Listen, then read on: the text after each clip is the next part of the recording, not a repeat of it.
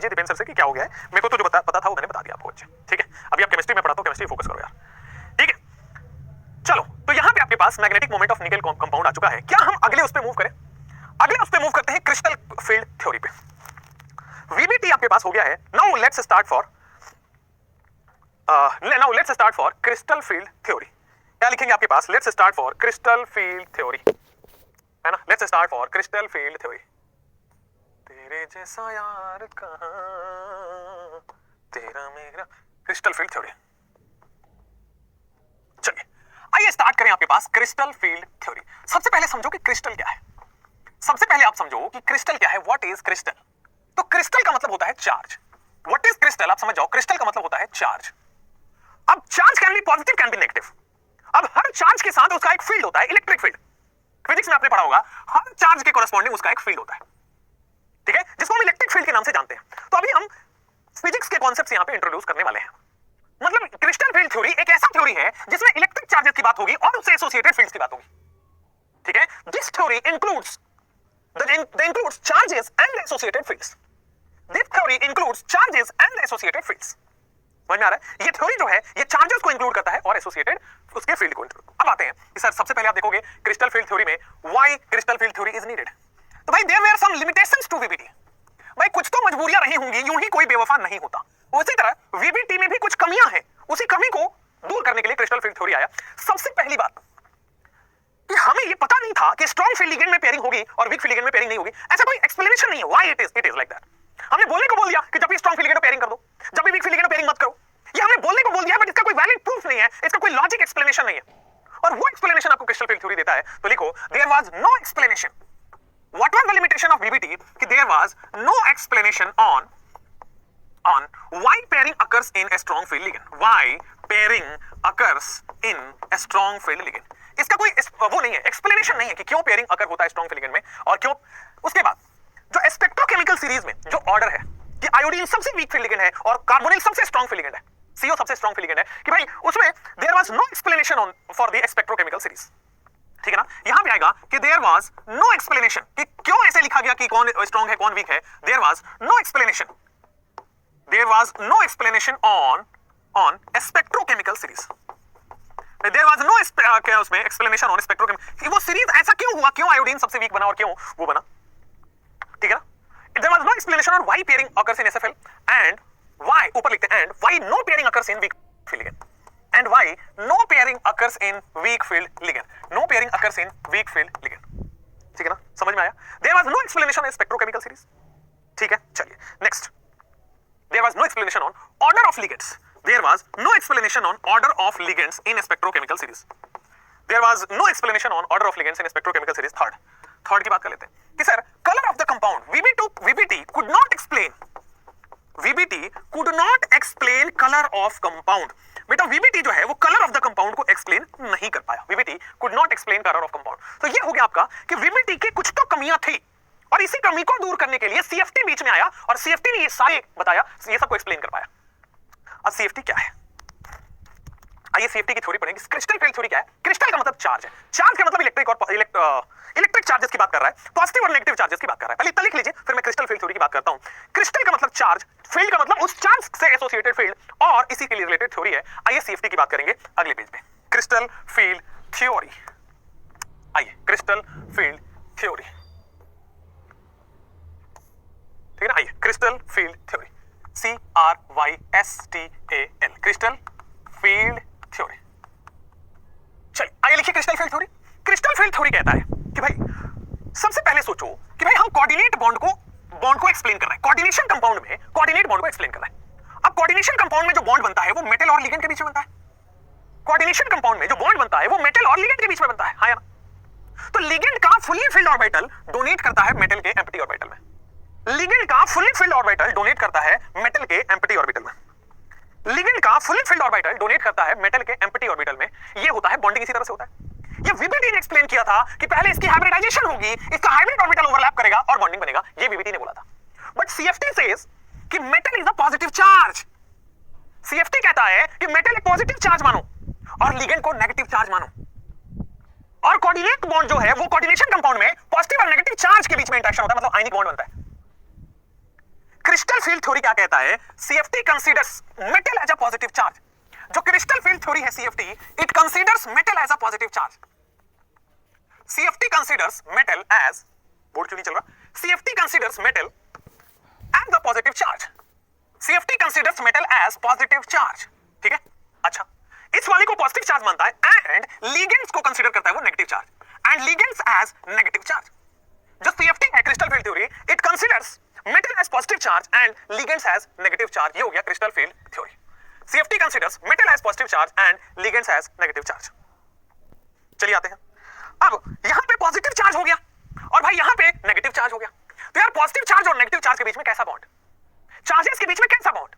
ये positive charge क्या है? आयन, ये भी आयन, ये पॉजिटिव आयन, ये नेगेटिव आयन, आयंस के बीच में कैसा बॉन्ड? Ionic bond. तो CFT consider metal as positive charge and ligand as negative charge. CFT considers metal as positive charge and ligand as negative charge. या फिर लिखो कि CFT कंसीडर्स फिर पॉजिटिव और नेगेटिव चार्ज में कैसा? वो कहता है कोवलेंट बॉन्ड नहीं बनेगा, वो कहता है CFT considers ionic bond between metal and ligand. CFT considers ionic bond between metal and ligand. CFT considers ionic bond between metal और ligand. metal और ligand के बीच में ionic bond बनाता है, ये होता है क्रिस्टल फील्ड थ्योरी, ठीक है ना? अब आते हैं, होता कैसा है सुनिएगा, होता कैसा है सुनिएगा। How this ionic bond is formed? Coordinate bond में कैसे ionic bond होता है? थोड़ा पेन में नीचे रखिए, इधर देखिएगा। वो कहता है कि ligand approaches central metal atom. ligand approach करता है central metal atom को, क्यों? क्योंकि अट्रैक्शन हो रहा है। How ionic bond is formed? Crystal field theory के हिसाब से ligand जो नेगेटिव चार्ज है it approaches central metal atom, why? Because of the attraction negative. तो यहां पे लिखेंगे कि ligand approaching central metal atom, ligand approaches central metal atom, ligand approach करता है सेंट्रल मेटल एटम को, ligand approaches central metal atom, बहुत बढ़िया। ligand approaches central metal atom due to attraction between the charges, due to attraction between the charges। ligand जो है वो approach करता है सेंट्रल मेटल एटम को because due to the attraction between the charges. बहुत अच्छी बात समझ में आई। अब आते हैं क्रिस्टल फील्ड स्प्लिटिंग पे ऊपर। आपने समझ लिया what is crystal field theory, इसका वो हो गया क्रिस्टल फील्ड थ्योरी का इंट्रोडक्शन आपको मिला कि सर VBT कहता है कि कोवलेंट बॉन्ड बनेगा कोऑर्डिनेशन कंपाउंड में, बट CFT कहता है आयनिक बॉन्ड बनेगा कोऑर्डिनेशन कंपाउंड में। VBT कहता है कि पहले मेटल की हाइब्रिडाइजेशन होगी और फिर ओवरलैपिंग होगी। CFT कहता है ऐसा कुछ नहीं होगा, ये पॉजिटिव चार्ज है नेगेटिव चार्ज है, दोनों आपस में अट्रैक्ट करेंगे और अट्रैक्ट करेंगे आयनिक बॉन्ड बनेगा। तो ये आयनिक बॉन्ड है इन दोनों के बीच में। आपको समझ में आया? ठीक है, कोई दिक्कत नहीं है? ठीक है, ठीक है आरजेबी, बिल्कुल बिल्कुल। अब देखो, तो आपके पास क्रिस्टल फील्ड थ्योरी हो गया, CFT वगैरह हो गया। अब आते हैं, दो आपको एक्सप्लेनेशन है, इधर देखेंगे सब लोग। सर अगर मैं वो बनाऊं, अगर मैं आपको बना के जाऊं कि सर ऑक्टाहेड्रल मैं आपको बनाता हूं, एक सेकंड, मैं ऑक्टाहेड्रल बना रहा हूं, है ना? This is octahedral. ऑक्टाहेड्रल में ये बॉन्ड ऊपर की तरफ निकलेगा, ऑक्टाहेड्रल में ये बॉन्ड नीचे की तरफ निकलेगा। This is octahedral. आप समझे? ये ऑक्टाहेड्रल हुआ। अच्छा, ऑक्टाहेड्रल में सारे बॉन्ड एंगल 90 होते हैं क्या? ऑक्टाहेड्रल में कोई एक एटम A होगा, ये बेटा यहाँ पे X, Y, Z और W, ठीक है ना? यहाँ पे क्या हो जाएगा P और Q, एटम्स रख दिया मैंने। तो आप देखोगे तो ये जो बॉन्ड एंगल है वो 90 डिग्री है। This is the 90 degree. आप समझ पा रहे हैं कि सर ये प्लेन ऑफ पेपर है, उससे परपेंडिकुलर निकल रहा है, ये प्लेन ऑफ पेपर से परपेंडिकुलर निकल रहा है, वो 90 डिग्री है, ठीक है? ये वाला भी बॉन्ड एंगल 90 डिग्री है, अगर आप समझ पा रहे हो तो ऑक्टाहेड्रल में all bond angles are 90 degree. Octahedral में all bond angles are 90 degree. यार ये भी तो हमें पता है कि सर ऑक्टाहेड्रल में सारे बॉन्ड एंगल 90 है, इसका मतलब हो गया कि सर ये अगर हम y एक्सिस माने, ये अगर हम x एक्सिस माने, क्योंकि सारे 90 डिग्री हैं, समझ पा रहे हैं? तो ये हमारा z एक्सिस होगा, क्योंकि all bond angles are 90 degree. हम ऑक्टाहेड्रल की बात कर रहे हैं, ध्यान दीजिएगा, हम ऑक्टाहेड्रल की बात कर रहे हैं। ऑक्टाहेड्रल में क्या होता है? All bond angles are 90 degree, और हमारा जो एक्सिस होता है, अगर मैं इसको x मान लूं तो ये y हो जाएगा और ये z हो जाएगा। क्यों? क्योंकि ये सारे एक्सिस भी तो 90 डिग्री पे होते हैं। क्लियर बच्चे? ऑक्टाहेड्रल में सारे बॉन्ड एंगल 90 पे होते हैं और एक्सिस, इसका मतलब सारे एक्सिस पे है, ठीक है? वो हो गया ऑक्टाहेड्रल। लेकिन अगर मैं यहां पे टेट्राहेड्रल बनाता हूं, अगर मैं भाई टेट्राहेड्रल बनाता हूं तो टेट्राहेड्रल कुछ इस तरह से बनता है। एटम A है, ठीक है, ऊपर एक बॉन्ड है, नीचे कुछ इस तरह से बॉन्ड है, तीसरा कुछ इस तरह से बॉन्ड है और चौथा कुछ इस तरह से बॉन्ड है। ये रहा एटम, ये रहा आपके पास X, this is Y, this is Z, this is W। अब देखो यहां पे अगर मैं एक्सिस बनाना चाहूं, यहां पे अगर मैं एक्सिस बनाना चाहूं तो कुछ इस तरीके का, this will be the Y axis, ठीक है ना? X एक्सिस, तो ये हमारे पास Y एक्सिस हो जाएगा, ये हमारा कुछ Z एक्सिस हो जाएगा, तो this will B X axis, this will B Y axis, this will B Z axis. X axis, Y axis, Z axis, बोलो क्लियर है? मैं क्या बताने की कोशिश कर रहा हूं कि ऑक्टाहेड्रल में जो मेटल एटम है, this is the central metal atom, हां, और जो लिगेंड है, मेटल और लिगेंड के बीच में बॉन्ड बनता है, वो सारे एक्सिस पर है। ऑक्टाहेड्रल में जो सेंट्रल मेटल एटम है और जो लिगेंड है वो सब एक्सिस पे, they all are on the axis.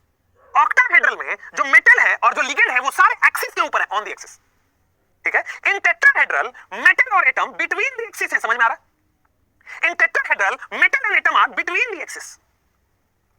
In octahedral octahedral, metal and atom are on the axis.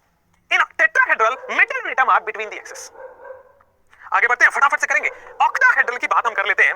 Import file in octahedral and in tetrahedral. फटाफट करिए, यहां पे आइए. चलिए यहां पे आते हैं, ऑक्टाहेड्रल की बात करते हैं. क्या करते हैं? ऑक्टाहेड्रल की बात करते हैं. ठीक है, और फिर यहां पे हम बात करते हैं टेट्राहेड्रल की. ऑक्टाहेड्रल की बात करते हैं और फिर हम बात करते हैं टेट्राहेड्रल की. तो ऑक्टाहेड्रल में कि इन ऑक्टाहेड्रल, ऑक्टाहेड्रल में इन ऑक्टाहेड्रल, ऑक्टाहेड्रल बहुत बढ़िया बहुत बढ़िया. In octahedral, in octahedral, in octahedral क्या मैं ये लिख सकता हूं कि जो लिगेंड और मेटल का इंटरेक्शन है वो ऑन द एक्सिस हो रहा है. In octahedral the interaction of ligand and central metal atom, the interaction of ligand and central metal atom. In octahedral the interaction of ligand and central atom, central atom की जगह लिखो central metal atom.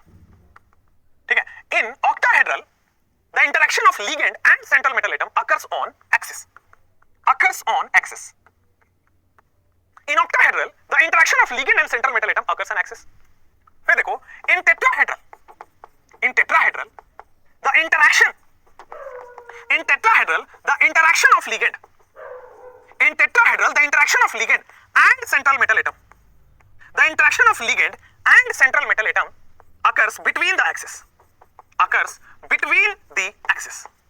बात समझे थोड़ा गौर से कि in tetrahedral, the interaction of ligand and central metal atom occurs between the axis. Octahedral में क्या होता है? In octahedral the interaction of जो बॉन्ड बनेगा वो ऑन द एक्सिस बनेगा, और टेट्राहेड्रल में जो बॉन्ड बन रहा है वो बिटवीन द एक्सिस बन रहा है. और बॉन्ड कैसे बन रहा है? तो ligand approaches central metal atom. ठीक है ना, ध्यान दीजिए मैं क्या कह रहा हूं. ऑक्टाहेड्रल आपका कुछ इस तरीके से है. दिस इज द, एक सेकंड, ऑक्टाहेड्रल कुछ इस तरीके से है.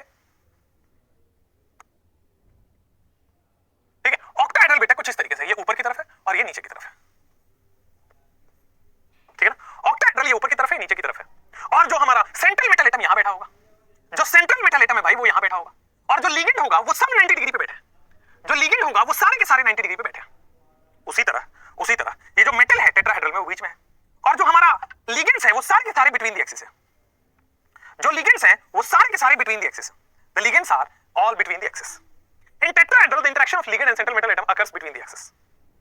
हां या ना? ठीक, बस इतना समझाना है आपको अभी फिलहाल. अब देखिए मैं जो बता रहा हूं वो सुनिएगा, बहुत गौर से सुनिएगा. ऑक्टाहेड्रल में all interactions are on the axis, tetrahedral में all interactions are between the axis. Octahedral में सारे इंटरेक्शन ऑन द एक्सिस होंगे, टेट्राहेड्रल में सारे इंटरेक्शन बिटवीन द एक्सिस होंगे. अब आइए, जैसे ही मैंने ये कहा कहानी ही खत्म हो गई. इतना मैंने प्रूव कर दिया कि भाई ऑक्टाहेड्रल में जितने भी हैं वो सारे के सारे ऑन द एक्सिस हो रहे हैं, टेट्राहेड्रल में जितने भी हैं वो सारे के सारे बिटवीन द एक्सिस हो रहे हैं. आ जाओ, ऑक्टाहेड्रल में जितने भी हैं सारे के सारे ऑन द एक्सिस हो रहे हैं टेट्राहेड्रल में, तो यहां पे आ जाओ ऑक्टाहेड्रल और यहां पे आ जाओ टेट्राहेड्रल. अब सुनिए गौर से जो मैं बता रहा हूं, इधर देखिए सब लोग. भाई सारे डी ऑर्बिटल जो है हमारे पास, ऑल द डी ऑर्बिटल जो हमारे पास हैं वो सारे एक जैसे होते हैं. 1 2 3 4 और 5, these are the d orbitals. 5 d orbital होता है. पहला होता है बेटा आपके साथ डी एक्स वाई, दूसरा होता है आपके पास डी एक्स वाई के बाद दूसरा होता है डी वाई जेड, तीसरा होता है आपके सामने डी एक्स जेड या d z x, d x y d y z d z x. फिर आगे क्या होगा? This will be d x square minus y square, और last one will be d z square. 5 तरह के आपके पास ऑर्बिटल्स होते हैं. There are 5 kind of orbitals, d x y d y z d z x. अब ये जो d x y d y z और डी जेड एक्स है, पहले 3 d x y d y z and d z x है, ये क्या हो जाएंगे? These all are between the axis, these all are between the axis. और ये जो बाकी के d x square minus d y z square है, ये ऑन द एक्सिस वाले हैं सारे. ये जो ऑर्बिटल्स हैं ये ऑन द एक्सिस है. तो डी ऑर्बिटल्स जो होते हैं उसमें 2 तरह के ऑर्बिटल्स हैं. 2 तरह के ऑर्बिटल्स हैं, एक बिटवीन द एक्सिस वाले, एक ऑन द एक्सिस वाले. तो अभी हम इसको मिटा देते हैं. पहले अभी हम इसको मिटा देते हैं, ऑक्टाहेड्रल और टेट्राहेड्रल को अभी दूर दूर कर देते हैं. आ जाओ, ये बिटवीन द एक्सिस है, ये ऑन द एक्सिस है.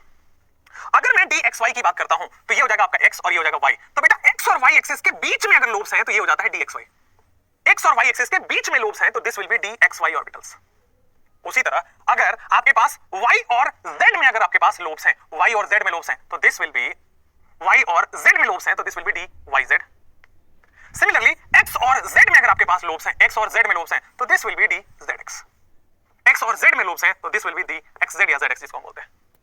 ठीक है, तो आप देख रहे हो कि यहां पे एक्सिस के बीच में लोब्स हैं तो these all 3 are between the axis. These all 3 are between the axis. ये सारे के सारे between the axis वाले हैं, बिल्कुल ठीक है. These all 3 are between the axis. ठीक है, चलो आ जाओ. These all 3 are between the axis. लेकिन अगर मैं यही बात को ऐसे करूं, लेकिन अगर मैं यही बात को ऐसे करता हूं, d x square minus y square, तो अगर ये एक्स एक्सिस है ये वाई एक्सिस है तो इसके लोब्स जो हैं वो एक्सिस के ऊपर आते हैं. ये मैंने आपको केमिकल बॉन्डिंग में पढ़ा रखा होता है। और डी जेड स्क्वायर जो होता है वो कुछ इस तरह से होता है बेटा, अगर मान लो ये जेड एक्सिस है, ये एक्स एक्सिस है, तो डी जेड स्क्वायर कुछ इस तरीके से होता है, ठीक है। और इसके चारों तरफ एक सर्कुलर ऐसा रिवॉल्व कर रहा होता है, और इसके चारों तरफ एक सर्कुलर कुछ ऐसा रिवॉल्व कर रहा होता है, this will be the D z square, हाँ है ना। तो एक सर्कुलर कुछ इसी तरह से रिवॉल्व कर रहा होता है, बिल्कुल ठीक है। तो this will be the D z square, हाँ या ना। चलो आगे बढ़ गए। तो ये हो गया पूरा डी ऑर्बिटल की अंडरस्टैंडिंग, ठीक है ना, डी ऑर्बिटल की अंडरस्टैंडिंग। डी ऑर्बिटल की अंडरस्टैंडिंग हो गई, ऑक्टाहेड्रल टेट्राहेड्रल की अंडरस्टैंडिंग हो गई। अब यहां पे आएगा next topic will be crystal field splitting, ठीक है। चलिए अब आगे बढ़ते बेटा नेक्स्ट टॉपिक पे कि सर हमारे पास जो ऑक्टाहेड्रल और टेट्राहेड्रल है, हमारे पास जो ऑक्टाहेड्रल और टेट्राहेड्रल है उसकी भी तो चर्चा करें। जो हमारे पास ऑक्टाहेड्रल है, जो हमारे पास टेट्राहेड्रल है उसकी भी तो चर्चा करें। चलिए नेक्स्ट, तो हमारे पास जो ऑक्टाहेड्रल है, हमारे पास जो टेट्राहेड्रल है उसकी चर्चा करते हैं। आइए कि सर ऑक्टाहेड्रल, सबसे पहले हम ऑक्टाहेड्रल की बात करते हैं।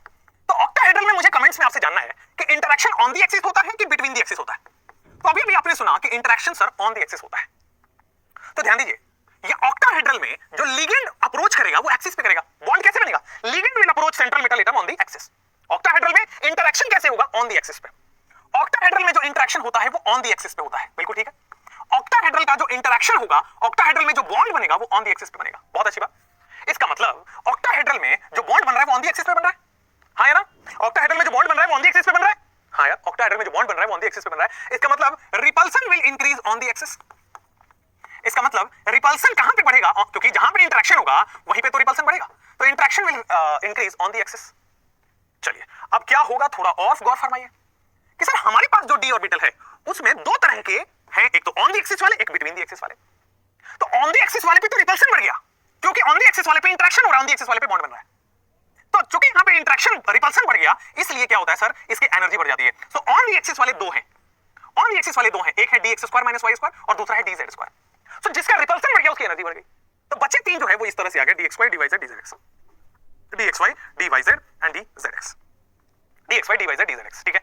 अब देखो ये जो ऊपर है this will be on the axis, ये जो ऊपर है वो है बेटा ऑन द एक्सिस, और जो नीचे है ये है बेटा बिटवीन द एक्सिस, ठीक है ना। जहां पे रिपल्सन हुआ है वहां पे एनर्जी बढ़ गई है। अच्छा ये जो दो हैं ऑन द एक्सिस है, दो हैं, इसलिए बेटा इसको बोला जाता है ईजी ऑर्बिटल्स, ई ऊपर जी नीचे, ईजी ऑर्बिटल्स, ठीक है। ईजी ऑर्बिटल्स इसी का दूसरा नाम है। और चूंकि यहां पे तीन है बिटवीन द एक्सिस वाले को बोला जाता है T2G ऑर्बिटल्स, ठीक है। ईजी और T2G ऑर्बिटल्स आपको मैंने बता दिया है, ठीक है। तो ईजी ऑर्बिटल और T2G ऑर्बिटल आपके सामने यहां पे लिखा गया है, ठीक है। हाँ हेलो, नहीं आज नहीं आएंगे, कल आएंगे, हाँ हाँ चलिए।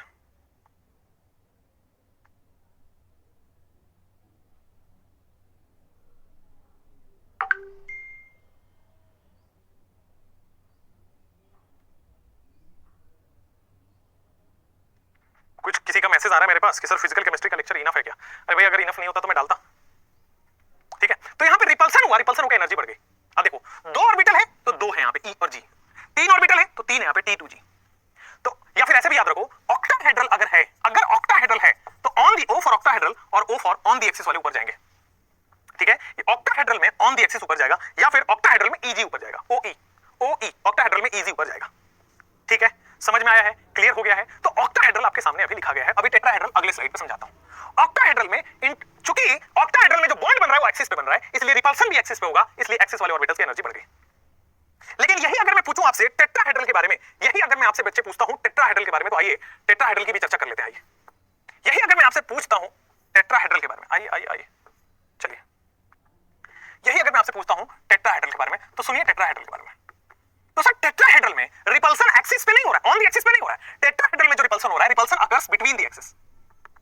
टेट्राहेड्रल में क्या हो रहा है? Repulsion occurs between the axis. Repulsion जो होता है बेटा एक्सिस के बीच में होता है, repulsion occurs between the axis, ठीक है ना। टेट्राहेड्रल में repulsion occurs between the axis. आगे बढ़ जाए, चलिए अब आ जाते हैं टेट्राहेड्रल में repulsion occurs between the axis. क्या होगा? ये हमारे पास टेट्राहेड्रल अगर मान लेते हैं तो भी उसमें भी डी ऑर्बिटल होंगे। लास्ट वाला केस हमने ऑक्टाहेड्रल का लिया था, ऑन द एक्सिस ऊपर जाएगा। अब टेट्राहेड्रल में repulsion occurs between the axis, क्योंकि इंटरेक्शन बिटवीन द एक्सिस हो रहा है, बॉन्ड बिटवीन द एक्सिस बन रहा है, इसलिए रिपल्सन होने की वजह से एनर्जी बढ़ जाती है, अट्रैक्शन होने की वजह से एनर्जी कम हो जाती है। रिपल्सन से एनर्जी बढ़ गई तो बिटवीन द एक्सिस वाले ऊपर चले गए। अब इसको इजी बोलेंगे कि T2G बोलेंगे? अगर तीन ऑर्बिटल है तो तीन नाम वाला आएगा T2G ऑर्बिटल, नील नितिन मुकेश वैसा टाइप। तीन ऑर्बिटल है तो T2G, ठीक है। दो ऑर्बिटल हैं तो ऑब्वियसली ये ऑन द एक्सिस होते हैं। और फाइनली आपके पास क्या हो जाएंगे? This is easy orbitals, easy orbitals. तो ऊपर जाता है। टेट्राहेड्रल में कौन ऊपर जाएगा ये समझाता हूं। T for tetrahedral and T for T2G ऊपर चला जाता है। ऑक्टाहेड्रल में EG ऊपर जाता है, टेट्राहेड्रल में TTG ऊपर नीचे आता है। बिल्कुल ठीक है, समझ में आया? हाँ या ना? ऑल गुड है, आगे भी बढ़ सकते हैं। तो ये रहा crystal field splitting. Crystal field splitting. अब आइए मैं इसी में क्रिस्टल फील्ड स्प्लिटिंग में एनर्जी की बात कर देता हूं, ठीक ना? क्रिस्टल फील्ड स्प्लिटिंग में क्रिस्टल फील्ड स्प्लिटिंग एनर्जी की बात करता हूं। क्रिस्टल फील्ड में क्रिस्टल फील्ड स्प्लिटिंग एनर्जी की बात करता हूं, ठीक? क्रिस्टल फील्ड में क्रिस्टल फील्ड स्प्लिटिंग एनर्जी की बात करता हूं। चलिए आइए क्रिस्टल फील्ड में क्रिस्टल फील्ड स्प्लिटिंग एनर्जी। तेरे जैसा यार कहां, crystal field splitting energy, crystal field splitting energy, ठीक है? Crystal field splitting energy. आइए सबसे पहले हम बात करेंगे क्या होता है CFSE, इसको शॉर्ट फॉर्म में CFSE बोलते हैं। आइए अब इसको दो भाग में बांट देते हैं, बड़ा इजीली हम बेटा दो पार्ट्स में डिवाइड कर देते हैं। वाओ अमेजिंग हो गया। लेफ्ट साइड में आते हैं टेट्राहेड्रल और राइट साइड में जाते हैं ऑक्टाहेड्रल। चलिए कहीं भी लेफ्ट में ऑक्टाहेड्रल ले लेते हैं और राइट साइड में टेट्राहेड्रल ले लेते हैं। एनर्जी की हम यहाँ पे बात करेंगे, स्प्लिटिंग हमने देख ली है, अब हम यहाँ पे एनर्जी की बात करेंगे। ऑक्टाहेड्रल और टेट्राहेड्रल एनर्जी की बात करते हैं। आइए ऑक्टाहेड्रल की स्प्लिटिंग में कैसे होगा, कौन ऊपर आएगा कौन नीचे जाएगा, फटाफट बताइए। उसी तरह हम टेट्राहेड्रल की भी बात करेंगे, स्प्लिटिंग होगा तो कौन ऊपर जाएगा और कौन नीचे जाएगा। तो सर ऑक्टाहेड्रल की स्प्लिटिंग हुई है तो EG ऊपर जाते हैं, ऑक्टाहेड्रल में EG ऊपर जाता है और T2G नीचे आता है। ऑक्टाहेड्रल में EG ऊपर जाता है और T2G नीचे जाता है, एकदम सही है क्या? ऑक्टाहेड्रल में EG ऊपर जाता है और T2G नीचे आता है, एकदम ठीक है बेटा, समझ में भी आ रहा है। चलिए आगे बढ़ जाते हैं। दिस इज योर, चलिए नेक्स्ट कुछ इस तरह से हो गया है, बहुत बढ़िया। उसी तरह टेट्राहेड्रल में भाई, टेट्राहेड्रल में T2G नीचे आता है और ये ऊपर जाता है। टेट्राहेड्रल में T2G ऊपर और EG नीचे आता है, ठीक है ना? टेट्राहेड्रल में T2G ऊपर आता है और EG नीचे आता है, ठीक है? आगे बढ़ते हैं। एनर्जी ये तो हम पढ़ चुके हैं। एनर्जी क्या होता है भाई, यहां पे आप डॉट डॉट, एक सेकंड, मैं एक न्यूट्रल सा लाइन बना दिया। सिमिलरली यहां पे मैं एक न्यूट्रल सा लाइन बना देता हूं, मतलब ये एक जीरो लाइन है। जीरो से ऊपर आपके पास पॉजिटिव होगा क्या, जीरो से ऊपर क्या पॉजिटिव होगा, सो यहां से यहां जो होंगे वो पॉजिटिव होगा और यहां से जो नीचे की तरफ आएगा वो नेगेटिव होगा। यहां से यहां पॉजिटिव होगा और यहां से यहां नेगेटिव होगा, बोलो हाँ या ना? यहां से यहां पॉजिटिव और यहां से यहां नेगेटिव। देखो यहां पे ये जीरो लाइन है, यहां से यहां पॉजिटिव है और ये जो जीरो लाइन है यहां से यहां नेगेटिव है, बोलो हाँ या ना? चलिए अब देखो क्या होगा सर, बड़ा इजी है। टोटल कितने ऑर्बिटल है? 5। तो भाई डिनोमिनेटर में आपको लिखना है 5। टोटल कितने ऑर्बिटल है? 5। डिनोमिनेटर में लिखना है 5, ठीक है? और अगर 5 में से 2 माइनस करने पे क्या आ रहा है? 3 लिख देना है। 5 में से 3 माइनस करने पे क्या आ रहा है? 2। ऊपर जाने पे प्लस और नीचे जाने पे माइनस, बोलो ठीक क्या? और ये ऑक्टाहेड्रल है तो यहां पे लिखोगे डेल्टा O, मतलब टोटल एनर्जी ऑक्टाहेड्रल का। डेल्टा O का मतलब टोटल एनर्जी डेल्टा O का। और समझ में आ रहा है सर? टोटल कितना है? 5। तो डिनोमिनेटर में लिखेंगे हम 5। 5 में से 3 माइनस करोगे बचेगा 2। 5 में से 2 माइनस करोगे बचेगा 3।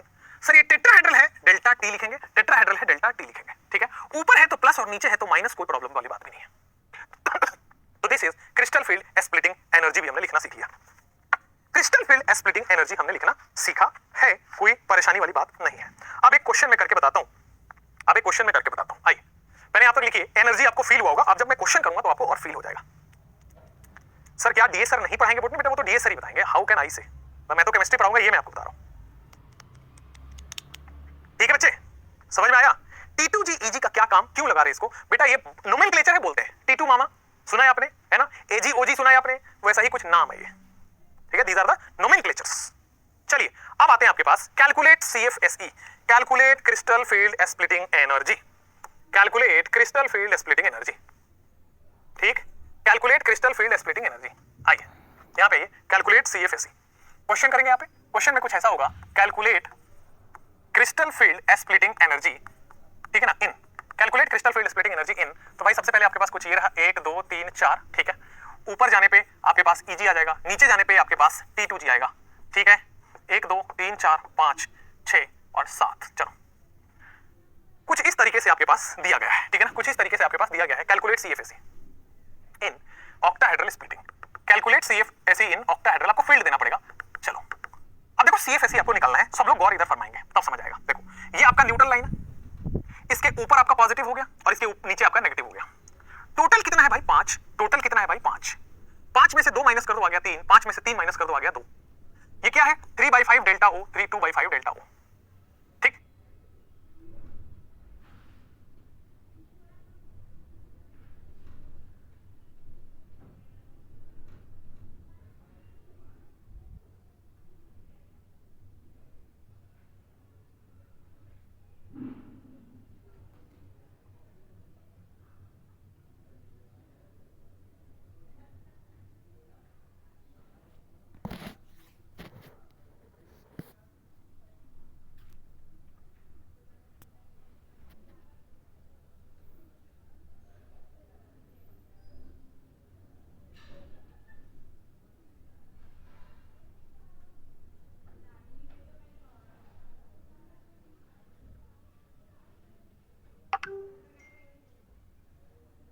आ रहा है क्या? सुनाई दे रहा है, दिखाई दे रहा है? एक सेकंड मिनट, सुनाई और दिखाई दे रहा है? हाँ जी बच्चों, सुनाई और दिखाई दे रहा है क्या?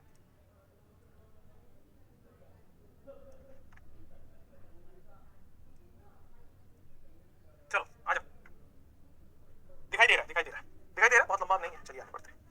आइए, क्रिस्टल फील्ड स्प्लिटिंग एनर्जी, ठीक है। यहां पे क्या था, मैं इसको एक्सप्लेन कर देता हूं दोबारा, टेंशन ना लो, है ना, मैं एक्सप्लेन कर देता हूं दोबारा। आओ भाई एक्सप्लेन करें। तो हम ये पढ़ रहे थे कि sir crystal field splitting energy इसका निकालना था। हमने ये पढ़ा है सर डिनोमिनेटर में टोटल आता है 5 ऑर्बिटल है, 5 में से 2 माइनस किया 3, 5 में से 3 माइनस किया 2, ऊपर प्लस नीचे माइनस। ऑक्टाहेड्रल है तो डेल्टा ओ लगा देंगे, टेट्राहेड्रल होता तो डेल्टा टी लगा देते। अब 6 इलेक्ट्रॉन जिसकी एनर्जी -2/5 है, तो 6 इंटू -2/5, 2 इलेक्ट्रॉन जिसकी एनर्जी आपकी +3/5 है, कर दिया और आपके सामने आंसर आ चुका है। बोलो एकदम ठीक है क्या? कोई प्रॉब्लम भी नहीं है, आगे बढ़ सकते हैं।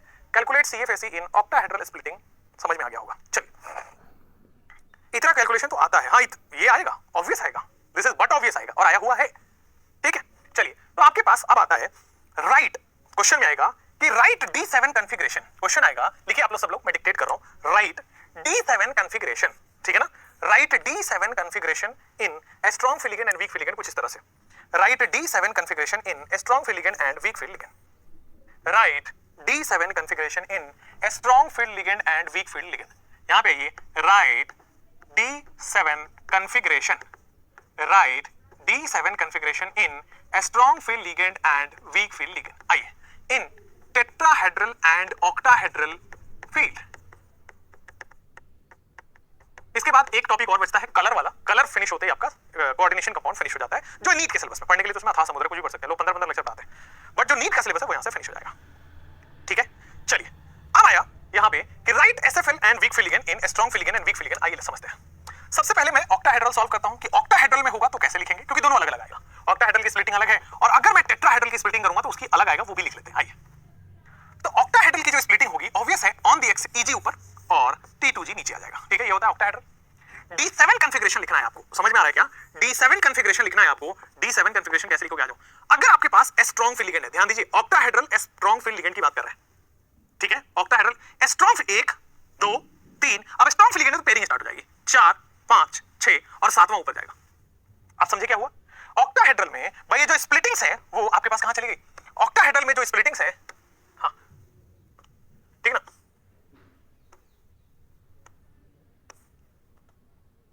हाँ, ऑक्टाहेड्रल में जो स्ट्रॉन्ग फील्ड लिगेंड है वो पेयरिंग होगा, लेकिन अगर यही वीक फील्ड लिगेंड होता तो भाई ऑक्टाहेड्रल की स्प्लिटिंग में कोई चेंज नहीं आएगा, ऑक्टाहेड्रल का स्प्लिटिंग सेम रहेगा, चाहे वो स्ट्रॉन्ग फील्ड लिगेंड हो चाहे वो वीक फील्ड लिगेंड हो, ठीक है ना, स्प्लिटिंग सेम रहेगा। क्या होगा? 1 2 3 4 5 6 और 7। स्ट्रॉन्ग फील्ड लिगेंड होगा तो पहले पेयरिंग होगा फिर ऊपर जाएगा, वीक फील्ड लिगेंड में ऊपर जाएगा फिर मजबूरी में पेयरिंग होगा, this is the difference. Strong field ligand में पहले पेयरिंग होगा फिर ऊपर जाएगा, वीक फील्ड लिगेंड में पहले ऊपर जाएगा और बाद मजबूरी में पेयरिंग होगा। अब आते हैं टेट्राहेड्रल में, अब आते हैं आपके पास टेट्राहेड्रल में, तो टेट्राहेड्रल में कुछ इस तरीके से होगा 1 2 3 4, टेट्राहेड्रल में कुछ इस तरीके से होगा 1 2 3 4, टेट्राहेड्रल में T2G ऊपर जाएगा, EG नीचे आएगा। सिमिलरली बेटा टेट्राहेड्रल में 1 2 3 4, T2G ऊपर जाएगा और EG नीचे आएगा, ठीक है। अब आ जाओ sir D7 configuration, D7 configuration में ध्यान रखें, अगर हम स्ट्रॉन्ग फील्ड लिगेंड रख रहे हैं तो मैं ऊपर वाला कर रहा हूं, 1 2 पेयरिंग होगा स्ट्रॉन्ग फील्ड लिगेंड में, 3 4 5 6 7, ये हो गया स्ट्रॉन्ग फील्ड लिगेंड। अगर मुझे वीक फील्ड लिगेंड में देखना है तो क्या करेंगे? तो सर 1 2 ऊपर जाएंगे, 3 4 5 फिर आ जाएगा 6 और फिर आ जाएगा 7, तो ये हो गया आपके पास D7 कॉन्फ़िगरेशन। आपने बस इतना ध्यान रखना है कि स्ट्रॉन्ग फील्ड लिगेंड में पहले पेयरिंग होगा फिर ऊपर जाएंगे, वीक फील्ड लिगेंड में पहले ऊपर जाएगा मजबूरी में पेयरिंग होगा, समझ में आ गया है? तो राइट D7 कॉन्फ़िगरेशन इन strong field ligand weak field ligand आपके सामने हो गया है। नाउ अब आते हैं कलर इन कोऑर्डिनेशन कंपाउंड और नीचे लिखेंगे DD ट्रांजिशन, नीचे लिखेंगे कलर इन कोऑर्डिनेशन कंपाउंड और फिर लिखेंगे DD ट्रांजिशन, फिर हम एक सीखेंगे सुदर्शन चक्र और फिर आप अपने घर जाएंगे, ठीक है ना। यस, आज कोऑर्डिनेशन कंपाउंड आपका फिनिश हो जाएगा और उसके बाद आइसोमेरिज्म बचेगा, ठीक है ना, आइसोमेरिज्म कोऑर्डिनेशन कंपाउंड बचेगा, वो भी 2 लेक्चर में खत्म होता है। कल मैं हैलोजन कंपाउंड्स पढ़ा रहा हूं, मतलब हैलोजन फैमिली कल पढ़ा रहा हूं, ठीक है, halogen family will be done tomorrow, समझ में आ गया? आपने केमिकल इक्विलिब्रियम अपलोड हो गया, आप जाके देख लेना, chemical equilibrium has been uploaded, please go and watch. आपका फिजिकल केमिस्ट्री भी हम अपलोड कर रहे हैं पैरेलल में, ठीक। कल हम हैलोजन भी करेंगे और आइसोमेरिज्म भी करेंगे, दोनों करेंगे, ठीक है ना। चलिए अब देख लेते हैं sir D7 configuration in strong field ligand and weak field ligand, आगे बढ़िए। क्या होगा? देखो कई लोग कह रहे हैं कि सर क्लासेस बहुत हैं, आप कैसे मैनेज करें? बेटा मैनेजमेंट ही स्किल है, जो मैनेज कर लिया वो सिलेक्ट हो गया, मैनेजमेंट ही स्किल है, जो मैनेज कर लिया वो सिलेक्ट हो गया, बिल्कुल सही है वो कहना, ठीक है ना, वो बिल्कुल सही है कहना, कोई उसमें दो राय नहीं है, लेकिन मैनेजमेंट भी तो आप ही को करना पड़ेगा। अगर हम कम पढ़ाएं तो सिलेबस नहीं करा पाएंगे, ज्यादा पढ़ाएं तो आपको ज्यादा लगेगा। तो यू हैव टू मैनेज यार, हर स्टूडेंट करता है, हर स्टूडेंट करता है, रोने गाने से नहीं होगा, ट्राई टू मैनेज, ज्यादा देर तक पढ़ो, ठीक है। चलिए अब आ जाते हैं कलर इन कोऑर्डिनेशन कंपाउंड। क्या आते हैं? Colour in coordination compound. अब आते हैं कलर इन कोऑर्डिनेशन कंपाउंड। बच्चों एक आपसे ना रिक्वेस्ट भी है, कुछ जैसे देखो मैं तो मतलब वो जल्दी किसी के मतलब अच्छी चीजों के खिलाफ मैं सुनता नहीं हूँ और बुरी चीजों को मैं छोड़ता नहीं हूँ, ठीक है। तो मैं लड़ जाता हूँ लोगों से, किसी से भी वो लड़ जाता हूँ कि भाई ये सही है और ये गलत है। आपको भी करना चाहिए, वरना फिर सब चुप के रहेंगे और सब सुनते रहेंगे तो फिर वही होगा, फिर देश गुलाम हो जाएगा एक दिन। ऐसा नहीं होना चाहिए, हमें गलत को गलत और सही को सही कहने का वो पावर होना चाहिए अंदर से, इतना जज्बात होना चाहिए आपके पास। तो क्या होता है, कुछ तंत्र जो है ना आपके पीछे पड़ जाते हैं। अच्छा वीटी सर के पास मत पढ़ना, वीटी सर ना ये करते, वीटी सर वो करते, वीटी सर वो करते, वीटी सर ऐसा हो गया, वीटी सर वैसा हो गया।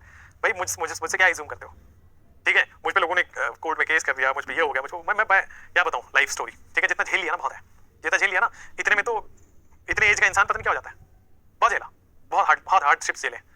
बट मेरे को भी ऐसा अच्छा लगता है कि अगर आप अच्छे कॉज को सपोर्ट करोगे, जैसे कोई लिखता है, मान लो वीटी सर ने, जैसे एक ट्रोल चलता है कि वीटी सर के पास मत पढ़ना, सिलेबस ही नहीं होगा।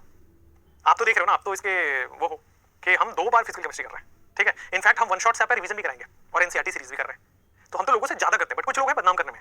तो मैं चाहता हूं आप बोले वहां पे, आप भी चुप हो जाएंगे तो यार अच्छे लोग बचेंगे नहीं, फिर अच्छे लोग बचेंगे नहीं, फिर छोड़ देंगे, ठीक है ना। अभी मैं आपको बता नहीं सकता, मैं बता रहा हूं ना सरप्राइज, मैं आपको वन शॉट्स लेके आऊंगा, मैं आपको रिवीजन भी कराऊंगा, मैं आपको टेस्ट भी करा रहा हूं, एवरीथिंग आई विल डू, ठीक है। छोड़ूंगा थोड़ी आपको।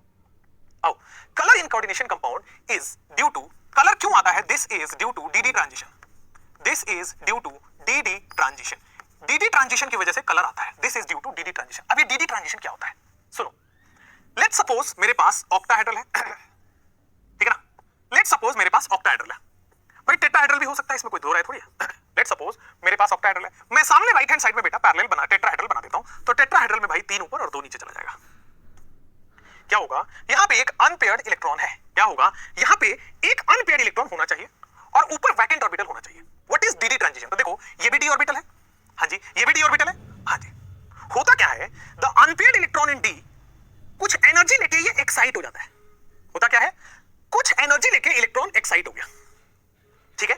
डी ऑर्बिटल से एनर्जी लेके एक्साइट हो गया, बट यहां पे इलेक्ट्रॉन अनस्टेबल होता है, हाई एनर्जी लेवल में इलेक्ट्रॉन अनस्टेबल होता है, बहुत कम समय के लिए वहां पे रहता है और वापस वो आ जाता है, सो इट कम्स बैक। सो क्या होता है, एक्साइट तो हो जाता है, एक्साइट होके बेटा यहां पे ये अनस्टेबल हो गया, तो वापस से स्टेबिलिटी गेन करने के लिए ये वापस से कुछ बेटा इस फॉर्म में आता है, वापस से दिस डी एक्साइट होता है, वापस से भाई डी एक्साइट होता है। अब डी एक्साइट होता है, एनर्जी रिलीज होता है, क्योंकि जो एनर्जी लेके गया था वही एनर्जी रिलीज होता है। एक्साइट कैसे होगा, एनर्जी को एब्जॉर्ब करके, कहीं से एनर्जी मिल गया होगा, हीट एनर्जी, लाइट एनर्जी, कोई भी एनर्जी मिल गया, एनर्जी लेके ऊपर चला गया, लेकिन पता चला वो अनस्टेबल है तो वापस आता है, वापस होता है, डी एक्साइट होकर एनर्जी रिलीज करता है, और जो एनर्जी रिलीज करता है इसी एनर्जी के कॉरस्पॉन्डिंग कलर शो होता है। मान लो 10 जूल एनर्जी है तो रेड शो करेगा, 12 एनर्जी है तो बेटा ब्लू शो करेगा, 14 है तो कुछ, मतलब इस एनर्जी के कॉरस्पॉन्डिंग कलर शो होता है, कॉरस्पॉन्डिंग कलर इज शोन। एक बार मैं वापस बताता हूं, ध्यान दीजिएगा, एक बार मैं वापस बताता हूं। हमारे पास क्या होना चाहिए, at least 1 unpaired electron should be there and 1 vacant orbital should be there, at least 1 unpaired electron should be there and 1 vacant orbital should be there. तो क्या होगा सर, ये एक्साइट होगा। यहां पे सबसे पहले इलेक्ट्रॉन एक्साइट होता है, क्यों एक्साइट होता है, एनर्जी एब्सॉर्ब करके। इलेक्ट्रॉन एक्साइट होता है एनर्जी एब्सॉर्ब करके, वो वापस बेटा डी एक्साइट भी होता है, डी एक्साइट भी होता है, ठीक है ना। और डी एक्साइट होता है तो एनर्जी रिलीज करता है, और डी एक्साइट होता है तो भाई एनर्जी रिलीज करता है, और एनर्जी रिलीज करता है तो बेटा कॉरस्पॉन्डिंग कलर शो होता है।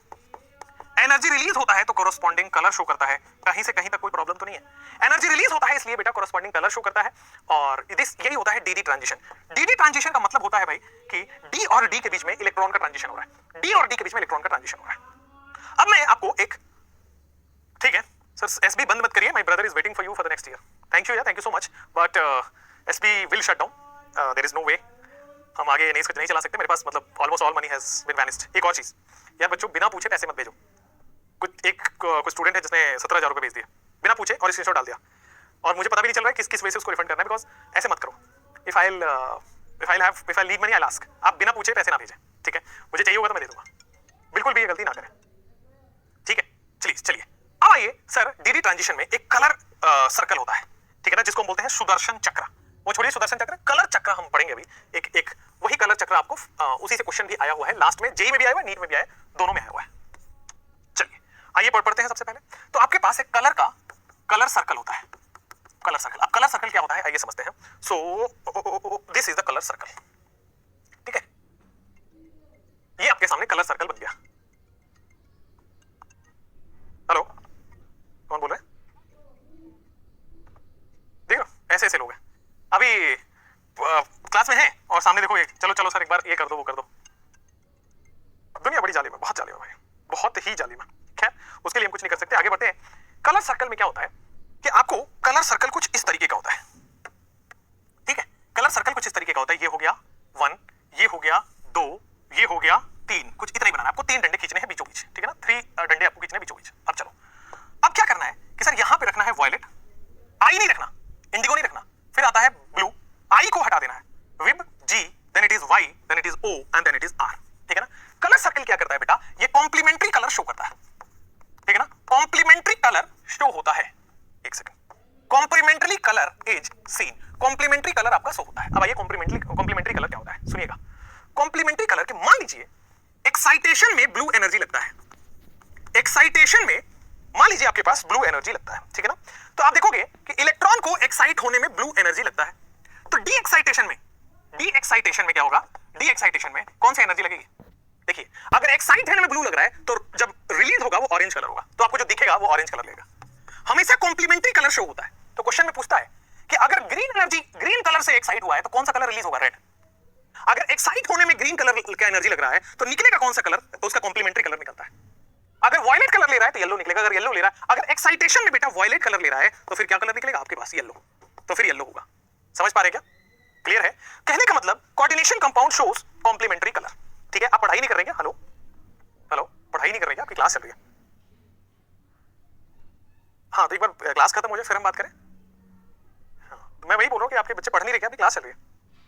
हाँ चलिए यहाँ पे कि अगर आपके पास येलो कलर है तो वो वॉयलेट शो करेगा, या वॉयलेट कलर है तो येलो शो करेगा, रेड कलर है तो ग्रीन शो करेगा, ग्रीन है तो रेड शो करेगा, ऑरेंज कलर है तो ब्लू शो करेगा, ब्लू है तो ऑरेंज। ऑलवेज कॉम्प्लीमेंट्री कलर आपको शो होता है।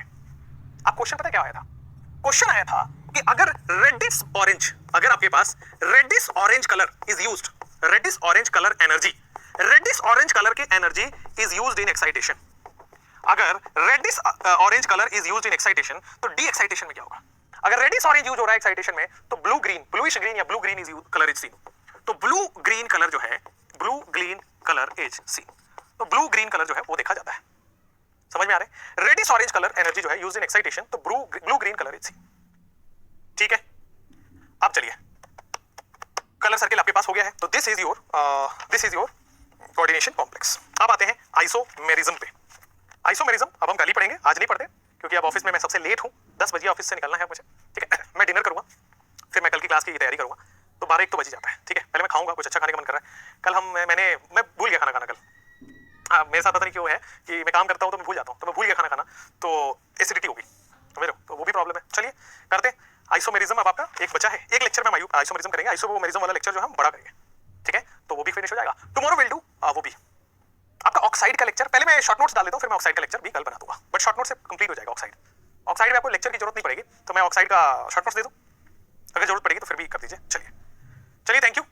फिजिकल में वन शॉट मत दीजिए, क्यों फिजिकल में वन शॉट क्यों नहीं, फिजिकल में तो मैंने बोला था ना मैं आपको कराऊंगा, करा तो रहा हूं। फिजिकल आपका एक बार हो चुका है, अब रिवीजन की जरूरत है, रिवीजन तो करा रहा हूं, ठीक है। एक शायरी सुना के जाना, चलिए एक शायरी सुनाते हैं आपको, शायरी की कलेक्शन है, एक शायरी सुनाते, छोटी शायरी सुनाते। जैसे मान लीजिए कभी कभी आपको बुरा लगता है, क्या होगा, कैसे होगा, होगा कि नहीं होगा, पता नहीं क्या होगा, ऐसा होता है ना मन में। तो देखिए अर्ज किया है, कहा जाता है कि हिम्मत कर सब्र कर, हिम्मत कर सब्र कर, बिखर के भी निखर जाएगा। हिम्मत कर सब्र कर, बिखर के भी निखर जाएगा, यकीन कर शुक्र कर, वक्त ही तो है गुजर जाएगा। हिम्मत कर सब्र कर, बिखर कर निकल जाएगा, यकीन कर शुक्र कर, वक्त ही तो है गुजर जाएगा। तो बुरा वक्त होता है, बुरा इंसान या बुरी चीजें नहीं होती, वक्त है गुजर जाएगा। Thank you, all the best, bye bye, see you बेटा। बॉन्डिंग इन मेटल बेटा वो आइसोमेरिज्म के बाद आएगा जिशान बेटा, ठीक है, आइसोमेरिज्म के बाद आएगा। एटॉमिक स्ट्रक्चर भी डालोगे, हाँ बेटा, तो आपका केमिकल इक्विलिब्रियम डाल दिया है मैं और भी डाल दूंगा, एटॉमिक स्ट्रक्चर भी आपका डाल दूंगा, ठीक है। आप अपने अकॉर्डिंग कराओ, डिमांड्स तो कभी खत्म नहीं होती। यस बेटा, डिमांड्स तो ऑब्वियस है, खत्म नहीं होंगी। चलिए thank you everybody, bye bye, take care, see you super soon. और आप सब लोग मेरे दिल में बसते हैं, मुझे बहुत सपोर्ट की जरूरत पड़ेगी अगले दिनों में, और शायद आप वहाँ पे आएंगे वो सपोर्ट दिखाने। Thank you so much, thank you so much, all the best बेटा, बाय बाय। और मैं आपको बता के ही अपने डिसीजंस लूंगा, कुछ डिसीजंस मैं ले रहा हूँ, हारा हूँ मैं, ऑब्वियसली हारा हूँ मैं, बट मैं थका नहीं हूँ, मैं उठूंगा, मैं गिरा हूँ, थोड़ा सा झटका लगाए, बट मैं उठूंगा, फिर से कोशिश करूंगा, हारूंगा नहीं, ठीक है। थोड़ा सा थोड़ी देर के लिए मान लो हारा है, बट जिंदगी में सफलता अगर लेनी है ना तो हार को टालते चले जाओ, सारे हार जब आए साइड करो, साइड करो, साइड करो, साइड करो और आगे बढ़ जाओ, ठीक है। थैंक यू बेटा, thank you so much, all the best, bye bye. See you super soon, bye bye. Physical मेरे भरोसे था तो बेटा फिजिकल मैंने कराया आपको, आप देखोगे तो फिजिकल केमिस्ट्री मैंने कराया अक्षत बेटा, है ना। तो आप फिजिकल केमिस्ट्री का एक फोल्डर है, आप जाइए, मेरे लेक्चर वहां मिलेंगे आपको। और Zishan thank you, Sachin thank you so much, Devashree thank you यार, thank you Saurabh, thank you Sameeran, thank you Rahul, Riya, Shoubik thank you, Indresh thank you, will always be there, thank you so much यार, थैंक यू सो मच, ठीक है, thank you यार always, thank you Anuj, thank you SS01, thank you Ayesha, thank you Smita, thank you Pallavi, Sahiba thank you यार, thank you so much, all the best, bye bye.